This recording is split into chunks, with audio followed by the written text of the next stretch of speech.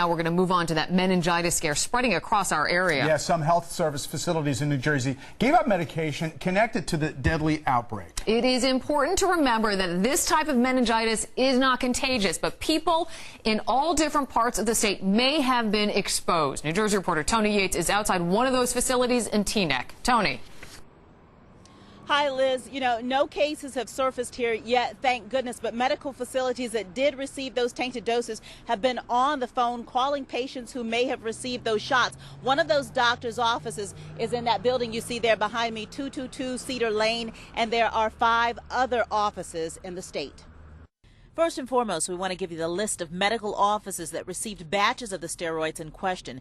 They are If Pain Associates, led by Dr. Isaiah Florence here in Teaneck, Edison Surgical Center in Edison, Central Jersey Orthopedic Specialist, PC, in South Plainfield, Dr. Richard Siegfried in Sparta, Premier Orthopedic Surgical Associates down in Vineland, and South Jersey Healthcare, its locations in Elmer and Vineland. We're outside 222 Cedar Lane. This is where If Pain Associates is located. Security here tells us Dr. Isaiah Florence is out of the office until next week.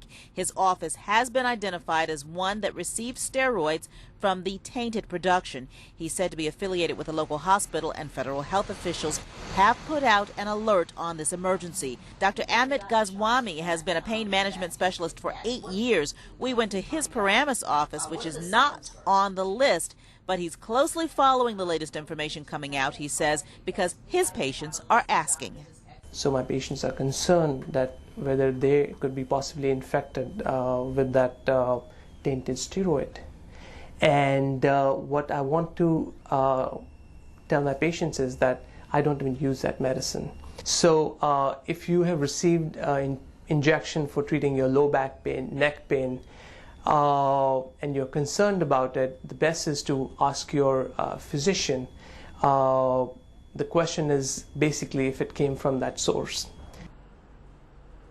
And how frightening it must be to receive a call saying you may have gotten tainted medication. Coming up at 5, we're going to talk to a man who received a call just like that. We'll also have more on the symptoms and what you can do if you think you were infected. For now, we're live in Teaneck. Tony Yates, Channel 7 Eyewitness News. Thank you, Tony. Joining us now is Chief Medical Editor for ABC News, Dr. Richard Besser. Dr. Besser, great to have you on the newscast. A lot of people concerned. You got some new information from CDC just come in? That's right. We're hearing from them the outbreak is continuing to grow. Yesterday there were 35 cases.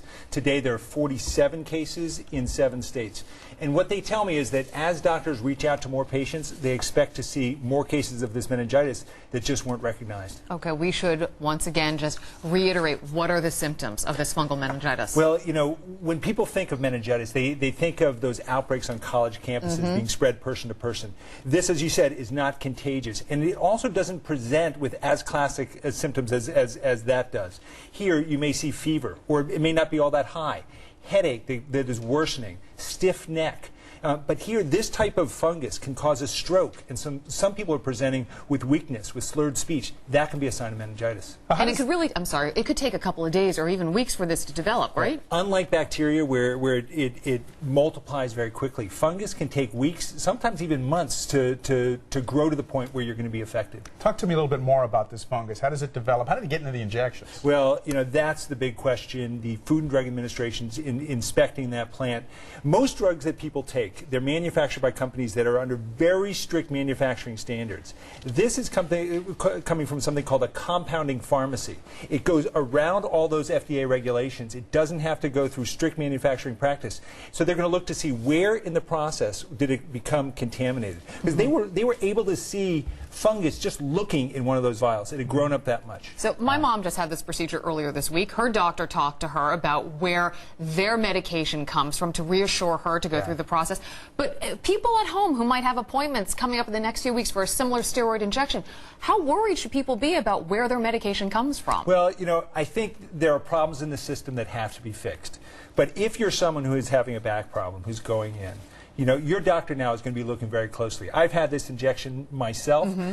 You want to feel comfortable that your doctor is looking out for your interests. And I think because of this, they're going to pay much more attention to where their drugs are coming from. Very much so. And you're going to have more on this on World News Tonight. That's right. Looking forward to Dr. Besser. Also, we want to tell our audience that you can go to 7 Online to read more about the meningitis outbreak. You can also go find that list of local facilities that gave out that medication.